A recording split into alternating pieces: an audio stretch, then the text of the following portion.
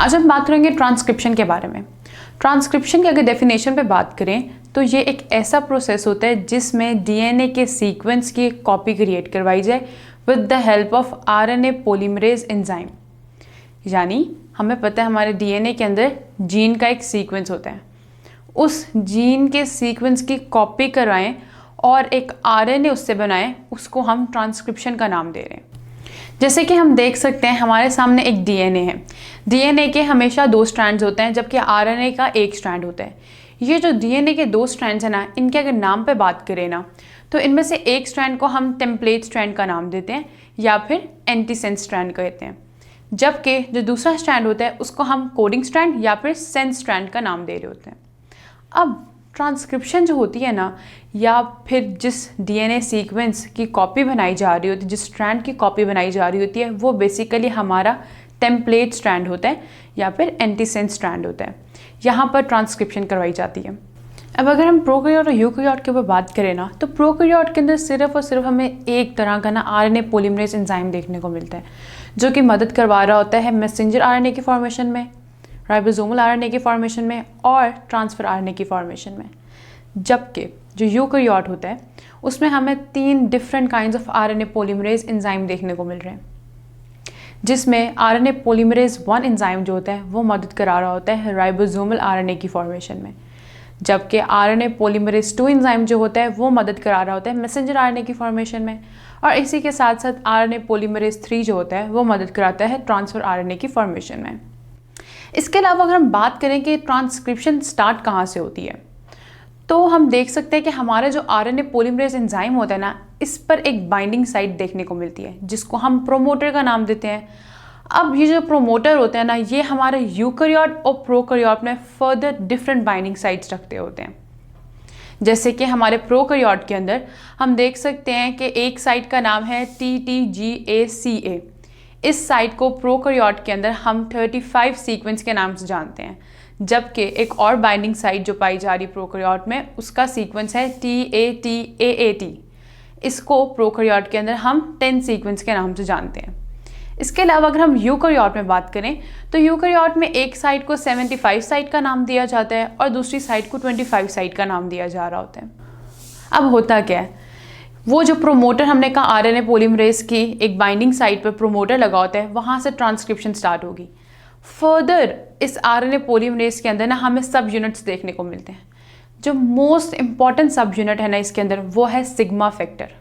Sigma factor की responsibility होती है ट्रांसक्रिप्शन के प्रोसेस को स्टार्ट करवाना, इनिशिएशन करवाना। ये हमारे सिग्मा फैक्टर की रिस्पॉन्सिबिलिटी है। अब एक दफ़ा ट्रांसक्रिप्शन शुरू हो गई, यानी स्टार्ट होगी ट्रांसक्रिप्शन का प्रोसेस, तो क्या होता है, इस सिग्मा फैक्टर को रिलीज़ करवा दिया जाता है बॉडी से, और जो बाकी का हमारा आरएनए पॉलीमरेज एंजाइम होता है वो हमारे टेम्पलेट स्ट्रैंड को कवर करते हैं, टेम्पलेट स्ट्रैंड के साथ मूव ऑन करता रहता है। जैसे कि हम अब देख सकते हैं कि हमारे पास ना एक डीएनए है। ये डीएनए स्टार्टिंग पर तो हमें कॉइल फॉर्म में ही नज़र आ रहा है, लेकिन ये जो बीच में आपको बबल देखने को मिल रहा है ना, बेसिकली ये क्या है, ये आरएनए पॉलीमरेज एंजाइम है। अब होगा क्या, ये जो आपको डीएनए नज़र आ रहा है जो कि कॉइल फॉर्म में है, इसके ऊपर वाली स्ट्रैंड को हमने 5 स्ट्रैंड का नाम दिया और नीचे वाली स्ट्रैंड को 3 स्ट्रैंड। ये जो 5 स्ट्रैंड है ना, ये हम देख सकते हैं कि यहाँ ऊपर आ रही है और इसको हमने कोडिंग स्ट्रैंड कहा, जबकि ये जो 3 वाली स्ट्रैंड है ना, ये नीचे जा रही है और नीचे वाली क्या है, नीचे वाली है टेम्पलेट स्ट्रैंड। हमने स्टार्टिंग में पढ़ा कि टेम्पलेट स्ट्रैंड की हमेशा कॉपी करवाई जाती है for the formation of messenger RNA. कभी भी कोडिंग स्ट्रैंड की कॉपी नहीं क्रिएट करवाई जाएगी। तो जैसे ही डीएनए हमारे इस आरएनए पॉलीमरेज एंजाइम के बबल में आया, वो क्या हुआ, वो ओपन हो गया, कोडिंग स्ट्रैंड ऊपर चला गया और टेम्पलेट स्ट्रैंड नीचे आ गया। अब क्या हो रहा है कि वो जो पॉलीमरेज एंजाइम है वो मदद कर रहा है कॉपी बनाने में टेम्पलेट स्ट्रैंड की, और वो क्या कर रहा है, वो रिलीज़ कर रहा है इस मैसेंजर आरएनए को इस पॉलीमरेज से बाहर। जब ये कॉपी बन जाएगी, फर्दर क्या होगा कि हमारा ये डीएनए फिर जैसे ही डीएनए भी इस साइड से, राइट साइड से बाहर निकलेगा ना, वो वापस से वाइंड अप हो जाएगा, यानी कि वापस से अटैच हो जाएगा। तो ये सारा प्रोसेस है कि किस तरह ट्रांसक्रिप्शन होती है। ठीक है, ये जो प्रोसेस है ना, जो हमने अभी पढ़ा, ये यूकैरियोट और प्रोकैरियोट दोनों में सेम रहता है। लेकिन एक दफ़ा मैसेंजर आरएनए बन गया तो प्रोकैरियोट में क्या होता है कि मैसेंजर आरएनए डायरेक्टली उसके प्रोटोप्लाज्म में जाके रिलीज़ होगा। अब कब रिलीज़ होगा? जब जो उसने मैसेंजर आरएनए बनाया है ना, वो प्रोटोप्लाज्म में जाके तब रिलीज़ होगा जब वो पॉलीपेप्टाइड चेन में कन्वर्ट हो जाएगा। जबकि अगर हम यूकैरियोट में देखें ना, तो यूकैरियोट में जो मैसेंजर आरएनए है ना, इनको एक काफ़ी लंबा डिस्टेंस कैरी करने को मिलता है। तो इतना लंबा डिस्टेंस करवाने के लिए ना नेचुरली क्या करते हैं हम ना, इन मैसेंजर आरएनए को ना कवर करते हैं, प्रोटेक्ट करवाते हैं इनको एक कैप और एक टेल दे के। कैप बेसिकली ना इस मैसेंजर आरएनए को ना 7 मिथाइल GTP पर दिया जाता है, यानी कि वहाँ पर इसकी फॉर्मेशन करवाई जाती है। और हमेशा ये ना हमारे 5 और 5 लिंक सीक्वेंस में ही रहेगा और स्टार्टिंग वाले न्यूक्लियोटाइड्स पर ना ये कैप होती है। जबकि जो टेल होता है उसका हम पोली ए टेल के नाम से जानते हैं और ये हमेशा 3rd लिंक पर होती है और बिल्कुल एंड पर होती है मैसेंजर आरएनए के। यानी कि स्टार्टिंग पर हमेशा जो फर्स्ट वाले न्यूक्लियोटाइड्स होंगे उस पर एक कैप होगी और जो ये एंड वाली टेल होती है ना, ये जो एंड वाले मैसेंजर आरएनए के कोडोन्स होते हैं उस पर एक टेल होती है।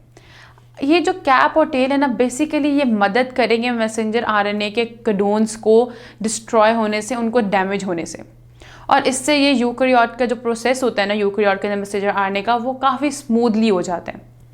सो ये सारी बातें थी किस तरह ट्रांसक्रिप्शन करवाई जा रही होती है, उसके प्रोसेस, और किस तरह प्रोकैरियोट और यूकैरियोट में ये डिफ़र कर रहे होते हैं। बाकी हम पढ़ेंगे नेक्स्ट लेक्चर में।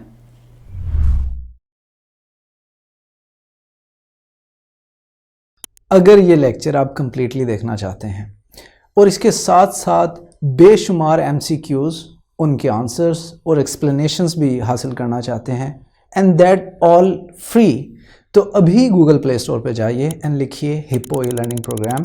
हमारी ऐप डाउनलोड कीजिए, ना सिर्फ इसे खुद यूज़ कीजिए बल्कि अपने दोस्त एंड क्लास फेलोज़ को भी रेकमेंड कीजिए।